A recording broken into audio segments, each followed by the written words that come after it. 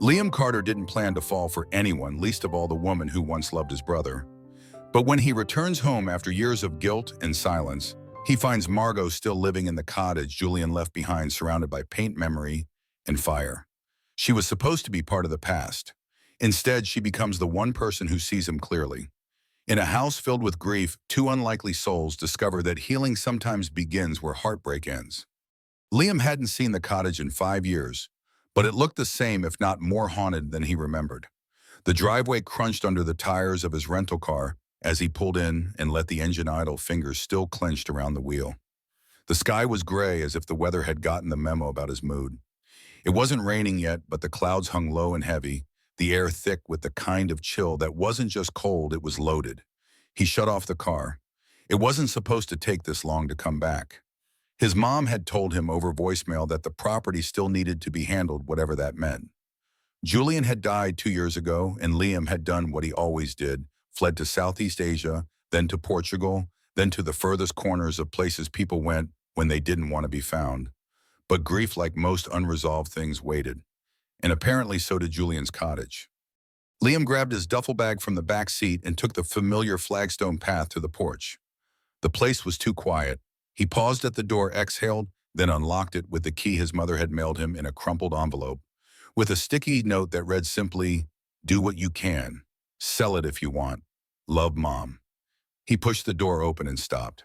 There was music playing, faint, scratchy, and unmistakably coming from a real record player. It wasn't Julian's kind of music either. It was Jose's, sultry and low, the kind you heard in smoky lounges filled with secrets. And then he smelled it: linseed oil, citrus cleaner, and something floral. Not the smell of a place abandoned. "Hello," he called, stepping inside cautiously. The living room was scattered with canvases, not old ones, wet ones. Fresh strokes of deep green, bright ochre, a sunburst in progress. Someone had been painting. "What the can I help you?" The voice came from the kitchen. A woman stepped into the room barefoot in paint-smeared jeans and a cropped sweatshirt that hung off one shoulder. Her hair was a messy bun of dark waves, and she held a dripping brush in one hand like a dagger. Her expression was wary and unapologetic. Liam blinked. "Margot." She narrowed her eyes. "And you are Liam," he said slowly. "Julian's brother." Her expression barely shifted. "Oh, I didn't think anyone still lived here." "I do," she said just as slowly. "Have been for a while." "You weren't in the paperwork," he said, confused. "Because there was no paperwork," she replied. "Julian never got around to updating the will." Liam let his bag slide off his shoulder and hit the floor. "So you're just living here?" Her jaw tensed, but her eyes stayed sharp. "Nice to see the Carter charm is still intact." Liam raised a hand. "Sorry that came out wrong, no kidding." They stared at each other, not quite strangers, but not close enough to pretend they weren't standing in the crater of a shared ghost. He broke the silence. "My mom said the house needed to be settled. She didn't say anything about you. She wouldn't have," Margot said, crossing her arms. Liam glanced around the room. It looked lived in. Dishes in the sink, paint supplies on the sideboard, a folded blanket over the couch he remembered Julian sprawling on during football games. "This was his place," Liam said softly. Margot followed his gaze. "It was supposed to be our place." Liam met her eyes again. "You two broke up 6 months before," he said. "Does that mean I stopped existing?" "No," he said, rubbing the back of his neck. "It just complicates things. It's always complicated when you're not the one left behind." The words hit harder than they should have. Liam didn't know what to say, so he walked toward the record player, letting the music fill the silence. "You mind if I stay here?" he asked finally. "Just for a few days to sort through things?" Margot studied him, skeptical. "Where guest room?" She hesitated. "Fine. As long as you don't touch my brushes." "Deal." She turned and walked back into the kitchen. He stood alone in the middle of the living room and tried to breathe. The guest room was still beige. Julian had never cared much for decorating. Said color belonged in life, not on walls.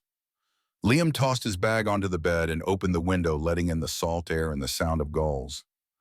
Down the hall, he heard Margot's voice on the phone, calm, controlled, probably talking to one of her students or a friend who knew not to ask too many questions. She had that kind of voice, steady like scaffolding. He wandered into the hallway and found himself at the door of Julian's office. It was locked. Of course it was. Instead, he moved to the shelves along the hallway wall. Books, maps, a ceramic dog Julian had won at a carnival when Liam was 10. He picked it up, smiling faintly, until he saw the notebook wedged behind it. A journal. Julian's. He knew he shouldn't open it, but he did. The handwriting was tight and looping like someone trying to keep up with their thoughts. Skimming, he saw notes about lesson plans Julian had taught history. Then an entry dated 2 weeks before his death, saw Margot at the grocery store. Didn't speak. Her hand was still wearing paint. Always paint. She looked thinner. Happier or just free? I still want to call her. But what would I say? Sorry I broke us. Sorry I became someone you couldn't stay for. She deserves better. She always did. Liam closed the journal gently. When he turned, Margot was in the doorway. How much did you read enough? She sighed, walked into the hall, and sat on the floor with her back against the wall. He used to write when he couldn't talk. You know that, right? He never wrote to me. You left. Liam nodded. Yeah, I did. They sat in silence. Finally, she asked, do you hate him? Liam blinked. What? For leaving, for being who he was, for making all of us orbit him. I don't know, Liam admitted. I think I hated the gravity. Margot laughed bitter and warm at once. That sounds about right, she stood. Dinner's at 7. I'm not making anything fancy. Good, he said. I burn water. She paused. You really staying? For now. Okay, she said. But I get the bathroom first. Noted. She disappeared down the hall. Liam stood alone again, the weight of the journal still pressing into his chest. He wasn't sure why he'd come back, but something told him this wasn't just about Julian. Not anymore. The scent of garlic hit Liam as soon as he stepped out of the guest room. He followed it toward the kitchen like a trail, half expecting to find Margot in silence, headphones on, fully immersed in whatever she was cooking. Instead, she was swaying slightly to jazz, barefoot again, tossing pasta in a pan with practiced ease. Her hair was down this time, and her sweatshirt had been replaced by a thin black tank top with a low scoop in the back, paint still smudged along one shoulder blade. He lingered in the doorway. You staring or just waiting for me to burn something? She asked without turning around. Multitasking, Liam said. That smell is borderline illegal. It's store-bought sauce. I just know how to fake effort. That's basically my life motto, he replied, stepping inside. Margot glanced at him over her shoulder. Well, editor man, hope you like your faked effort served over fettuccine. I've eaten gas station ramen on 3 continents. I'm not picky. She handed him a bowl a few minutes later. No fancy garnish, no placemats. They sat at the small round table beneath the kitchen window where dusk spilled in like warm watercolor. They ate in companionable silence for a few minutes. Liam appreciated it, the lack of pressure to perform conversation. With most people, silence felt like something to be filled. With Margot, it felt like something shared. You still write? She asked, finally twirling pasta around her fork. Less than I should. Mostly editing these days, travel stuff still sometimes. Mostly I fix blog posts for lifestyle influencers who think wanderlust is a personality. She smiled. That feels tragic. It is, but it pays rent mostly. And I still get to write for me. Do you? He paused, then shook his head. Not lately. Well, he shrugged. Grief is bad for narrative structure. She made a quiet sound agreement, maybe understanding. I haven't painted anything real since Julian died, she said. Liam looked up. What's real? Something you can't undo. He nodded slowly. What happened between you two? Margot's eyes narrowed just slightly. You want the polite version or the one I don't usually tell? Always the second one. She leaned back in her chair, the bowl half forgotten. Julian loved being adored. He needed it like oxygen. And for a long time, I gave it to him. I made space. I let myself get smaller because it felt like being needed until I couldn't anymore. Liam listened silent. He started fading, depressed, angry sometimes, and I stopped being the version of me he liked. So I left. Did he ask you to stay? He didn't stop me. Liam set down his fork. I'm sorry. Margot looked at him. You don't need to be. That's the problem with your family. You think everything broken needs to be apologized for. He swallowed hard. I think I just never knew the full picture. No one ever does, she said. Not even the people inside the frame. They cleaned up together. She washed, he dried. As they stood by the sink, he glanced at her. I read more of his journal. Margot didn't look at him. I figured. There was a line, Liam said, drying a plate. Some people carry you even after they put you down. She closed her eyes briefly. He always did know how to make grief poetic. Liam hesitated, then asked, "Do you still love him?" Margot opened her eyes. Not the version of him that died, but the version who made space for me in the beginning. The one who used to call my hands tiny hurricanes. That version I think I'll always love. The silence that followed was heavy, but not hostile. Liam set the plate down. You talk about him like someone who loved him honestly. I did, she said, and he loved me honestly until he couldn't anymore. The next day, Liam wandered down the street into town. The coastal breeze followed him through narrow roads lined with old bookstores and cafes that tried too hard. He stopped at the one Julian used to love, the Rookery, and grabbed a coffee. The barista recognized him, asked how long he was visiting. He said he wasn't sure. Back at the cottage, Margot was painting again, this time on the barn wall. A swirling mix of deep reds and navy blues, something abstract and bold. He watched her from a distance, at first camera in hand, snapping a few frames. She didn't notice, or if she did, she didn't mind. Eventually, he stepped closer. That's supposed to be anything in particular. No, she said. It's what it feels like to not know what the hell you're doing. He smirked. Looks familiar. She turned to him. You ever think about why you left all the time? I couldn't stand being the extra in Julian's movie. Margot nodded. He had a way of writing everyone's part but his own. They stood together, eyes on the wall. She handed him a brush. He blinked. What paint? I'm not an artist. Perfect, she said. Neither am I when I'm honest. He hesitated, then dipped the brush in a thick gold. Together they filled the wall, messy, awkward strokes, patches of silence, and laughter that came out of nowhere. At some point, paint ended up on his shirt, then on her arm, then on his cheek. It became a game, a dance, a truce. By the time the sun began to dip, the mural was something between chaos and communion. They sat on the grass out of breath. You ever think Julian would have hated this? She asked. Definitely, Liam said. Good. She smiled. He looked at her, really looked. I think he never saw you the way you really are. Margot glanced at him sideways. And you think you do, I'm starting to. She didn't say anything, just leaned over and rested her head lightly against his shoulder. For once, there were no ghosts in the moment, only paint breath and something real starting to grow. Liam woke up to the smell of coffee and the soft scrape of a paintbrush against canvas. It had become a kind of domestic soundtrack, one he hadn't expected to like. The walls of the guest room, still neutral and bare, felt less empty now. Maybe because he wasn't just passing through this time. The cottage creaked with morning. Light filtered in through the slats, casting golden bars across the wooden floor. He pulled on a hoodie and wandered into the kitchen to find Margot standing in front of the open back door, her mug balanced in one hand, a streak of cerulean paint across her cheekbone. You're up early, he said. She turned just slightly, gave a half smile. Old habit? Paint before the students steal all my creative energy. Big day of finger painting.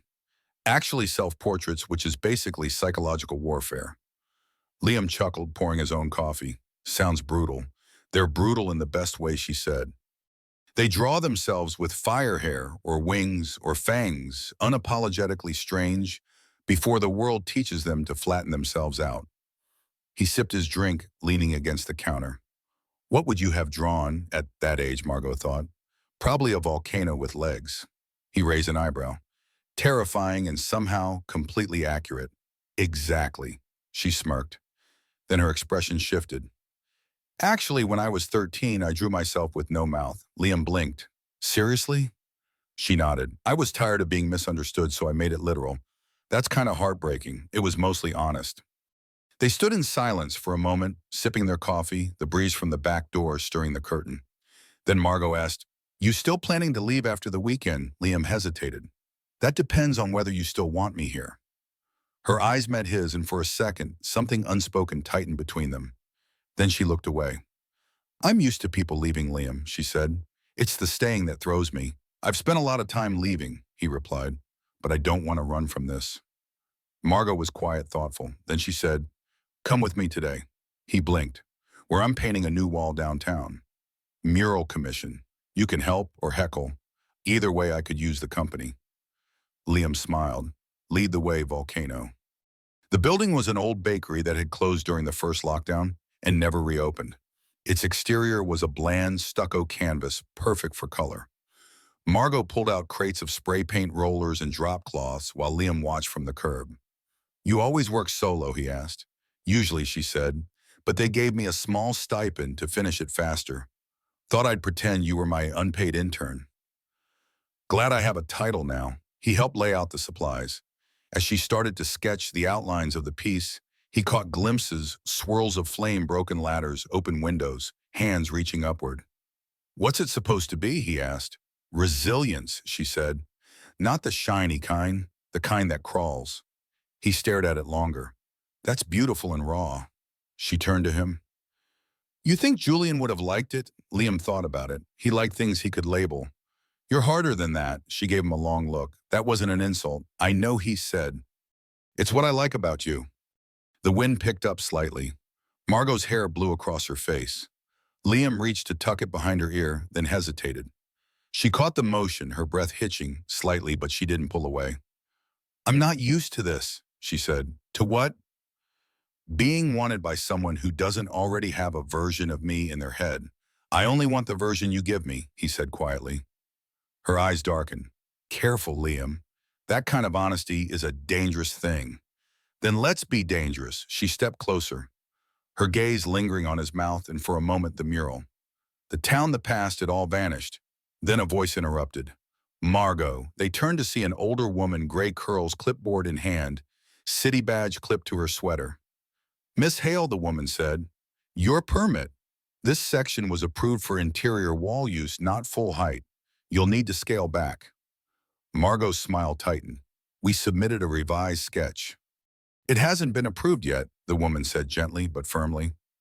Margot opened her mouth to argue but then exhaled. "Fine, I'll adjust." The woman walked away and Margot stood stiffly watching her go. "She always that pleasant?" Liam asked. "Small towns love rules," Margot muttered. "Especially when you're someone who doesn't apologize for breaking them." "You okay?" She turned to him. "No, but I will be." That night they sat on the back porch of the cottage, watching the stars blur behind thin clouds. Margot leaned back in the old wooden chair legs, stretched out, bare toes tapping the rail. She held a glass of wine in one hand, a sketchbook in the other. Liam leaned beside her. "Can I ask you something personal?" She smirked. "Isn't that the only kind of question you ask? Why did you really stay here after Julian died?" Her smile faded. She looked into her wine. "Because this place was the only thing that still felt unfinished, like something I hadn't ruined." "You didn't ruin him, Margot." "No, but I watched him unravel, and I didn't stop it. I thought leaving was mercy. Now I'm not sure." "He wrote that he understood why you left," Liam said. "I read that in his journal." She blinked. "He did?" Liam nodded. "He said you deserved better, that he couldn't be that for you anymore." Margot's breath caught. "He never said that to me." He didn't know how. Liam said. "So, he barely knew how to tell me anything either." They sat in silence. "I miss him," she admitted, "but I don't miss us." "That's okay," Liam said. "Both things can be true." She turned to him. "You're good at this. At what? Letting people be complicated." He smiled just a little. "Takes one to know one." She reached out, her fingers brushing his. "What are we doing, Liam?" He laced their fingers together. "Something we won't regret." Her gaze dropped to their hands. "Then let's keep doing it carefully." "Careful can be sexy," he teased. Margot laughed, the sound rich and quiet. "Says the man living in his dead brother's guest room. That's the tagline of my memoir. You're not going to quote poetry at me, are you?" "Only bad poetry, possibly while shirtless." She shook her head. "You're lucky. I like broken people." "You're not broken," he said. Her smile faded into something softer. "Not anymore." He leaned in, kissed her once, slow, patient, like an unspoken question. She answered with the way her hands curved into his shoulders, the way her mouth lingered. When they finally pulled apart, her voice was steady. "Same time tomorrow." He nodded. "Try and stop me." And for the first time in years, they both looked forward to something that wasn't already gone. The mural was finished. Margot stood in the middle of the cracked sidewalk, arms crossed over her paint-streaked t-shirt, staring at it like she wasn't sure whether to laugh or start over. It stretched across the once blank bakery wall in bold sweeping lines. Blue flame hands rising toward a golden window. Ladders bent sideways, clouds tangled in ropes. "Does it feel done?" Liam asked behind her. She didn't turn. No mural ever feels done. You just stop when the risk of messing it up outweighs the compulsion to fix it. "Sounds like relationships," he said, stepping beside her. She smirked. "I see what you did there." He nudged her shoulder. "But does it feel good?" Margot nodded slowly. "It feels honest." They watched as a teenager skated past, paused to look up at the piece, then gave a wordless nod of approval before rolling on. Margot exhaled. High praise from the local youth. "You think Julian would have liked it?" Liam asked. She glanced at him. "That depends. Are we talking Julian the performer? Or Julian the man who used to cry into my hair after waking from nightmares he never talked about?" Liam looked down. "I never saw that version." "I know." She paused. "I think he tried to protect you from it." They began packing up the brushes in empty spray cans. Margot moved with methodical precision. Liam worked beside her, less careful, dropping a paint rag to the ground and stepping on it before noticing. She gave him a half glare. "That was my favorite rag." "You have a favorite rag?" She grinned. "Clearly you don't understand the emotional bond between artist and cleanup materials." "Guess not," he said, offering her a fresh one from the box. "Here, start a new emotional journey." Margot took it, eyes still playful. "You're lucky I'm feeling generous." When everything was loaded into the back of her van, she turned to him. "Come back to the cottage," he nodded. "You don't have to ask." They drove in silence, the kind that had settled into comfort rather than tension. The kind built from shared meals, shared silences, and hours in paint-stained clothes side by side.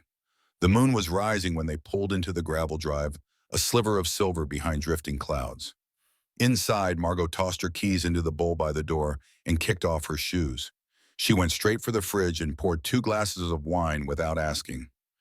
Liam leaned against the kitchen counter. "Do you ever stop moving?" Margot handed him a glass. "Only when the chaos outside gets quieter than the one inside." He studied her. "And is it tonight?" She sipped. "A little." They migrated to the living room. The record player hummed something vintage, Etta James maybe, and they sank onto the couch like they'd done it 100 times. Liam rested his arm along the back of the cushions, close but not quite touching her. Margot tucked one leg under herself. "Can I ask you something personal?" He smiled, a little late to start asking now. "Why didn't you come to the funeral?" The question hit like a breath caught in the throat. Liam stared into his glass. "Because I was angry and guilty, and I thought if I stayed gone long enough, I wouldn't feel either anymore." She waited. He continued. "I spent most of my life trailing behind Julian's shadow. He was always louder, smarter. Everyone noticed him first. Even when he failed with flair. I couldn't compete. Didn't want to. So I left." Margot's gaze didn't leave him. "And then when he died, I didn't know what to do with the grief. Liam said I hadn't spoken to him in a year. We fought over something stupid, I don't even remember what, but I remember hanging up on him. I thought there'd be more time."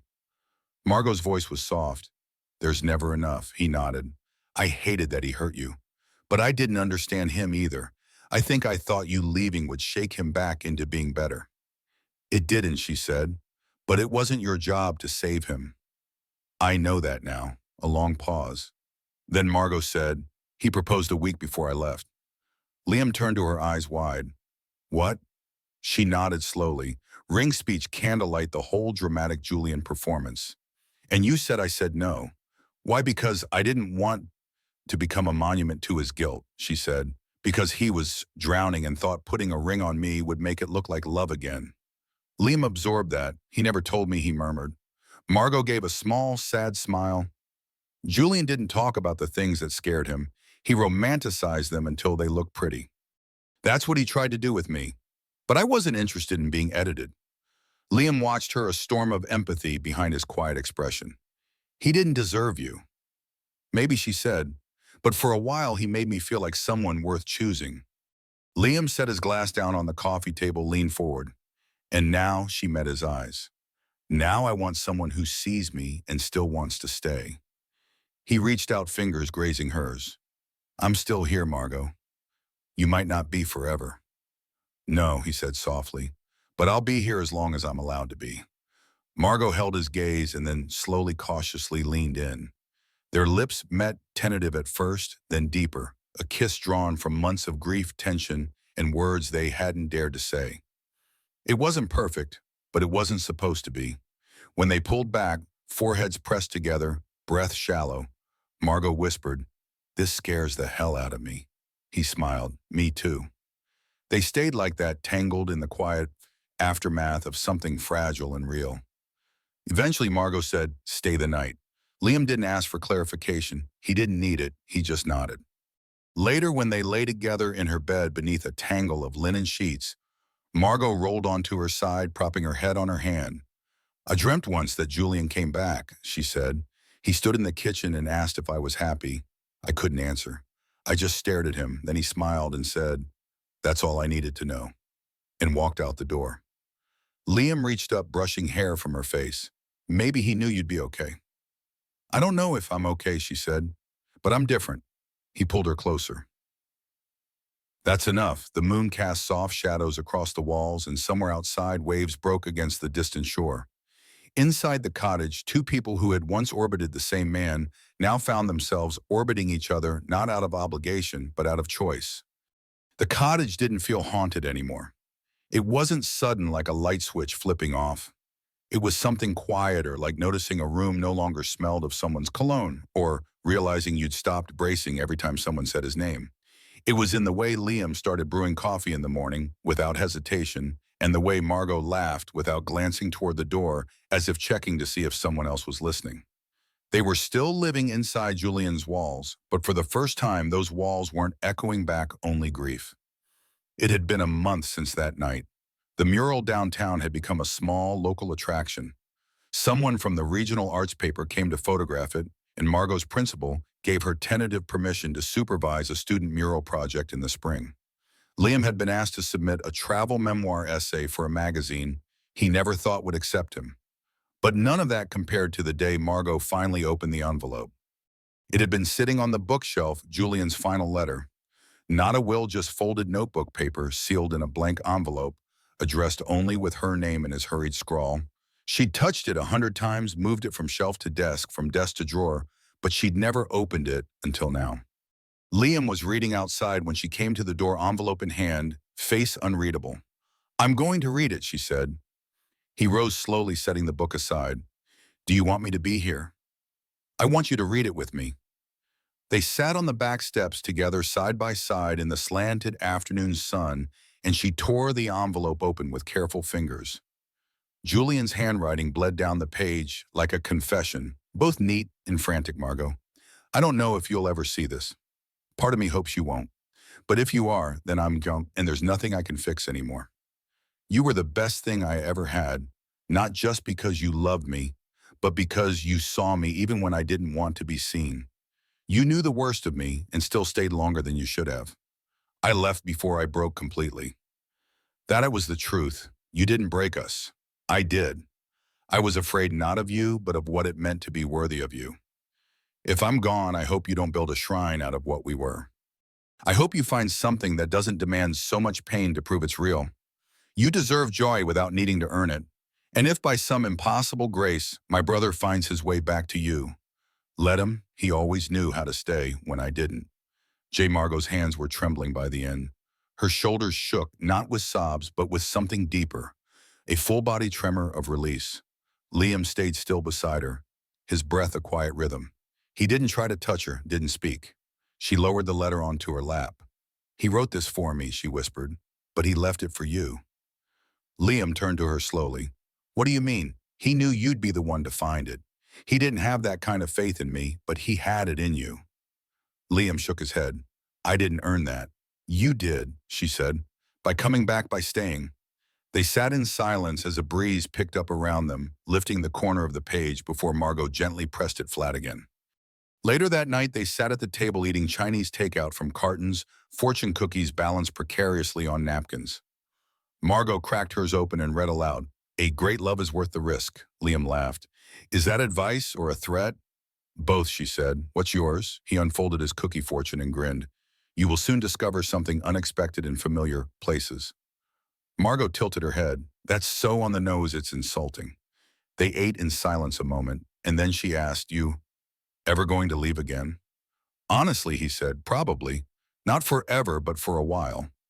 Margot nodded, unsurprised. "I wouldn't expect anything less from a man who once booked a flight to Finland because the sky looked lonely." He smiled. "I have a freelance project in Europe starting next month. 4 weeks." Her chopsticks paused. "You weren't going to tell me I was. I just didn't want to turn this into a goodbye before it had to be." "It's not," she said quickly. "It's just a pause." He reached across the table and took her hand. "You're still my landing point." She squeezed his fingers. "And you're the first person I've ever wanted to see leave and come back." They didn't sleep much that night. Instead, they lay in bed beneath the soft linen sheets and told stories, the ones they hadn't dared to tell. Yet the failures, the fears, the secrets they still carried from Julian, from childhood, from years spent holding their breath. And when dawn arrived, breaking across the sky like a quiet apology, they kissed with the understanding that some beginnings come disguised as endings and vice versa. Liam left 3 days later. Margot stood at the platform with his duffel over her shoulder and her hair tied back in that loose knot he'd grown to love. He handed her an envelope before boarding. She frowned. "You're getting sappy on me. Just open it after I'm gone." She rolled her eyes but kissed him hard enough to imprint memory. "I'll be here," she said. "I know." The train pulled out and she stood there until it vanished behind the trees. When she got home, she opened the envelope. Inside was a black and white photo. She recognized it instantly, the mural, but not the full thing. Just a single square one of the painted hands reaching upward toward the gold window. Only this time he'd added a line of handwritten text across the top in ink. "We survive each other. Then we become more." She closed her eyes, and for the first time in years, she didn't feel like she was waiting for anything. She was already becoming. The story of Margot and Liam unveils a poignant life lesson. Healing from loss begins when we dare to embrace the messy, honest connections that find us unexpectedly. Bound by their shared grief over Julian, they navigate a fragile dance of pain, guilt, and rediscovery, transforming a haunted cottage into a canvas for new beginnings. Their journey teaches us that love and growth don't erase the past, but weave it into a richer tapestry, allowing us to honor what was while building what could be. Margot's courage to paint again, to open Julian's final letter, and to let Liam in despite her fears, shows that vulnerability is a strength, not a surrender. Liam's choice to stay to see Margot beyond her grief reminds us that true connection lies in accepting others as they are, complex, wounded, yet capable of becoming more. This tale urges us to face our ghosts, to risk loving again, and to trust that even in the shadow of loss, we can create something vibrant and real. What did Margot and Liam's story teach you about grief, love, or second chances? Have you ever found healing in an unexpected bond? Share your thoughts in the comments. We can't wait to hear your stories. If this emotional journey moved you, please like, subscribe, and hit the notification bell to join our community of storytellers.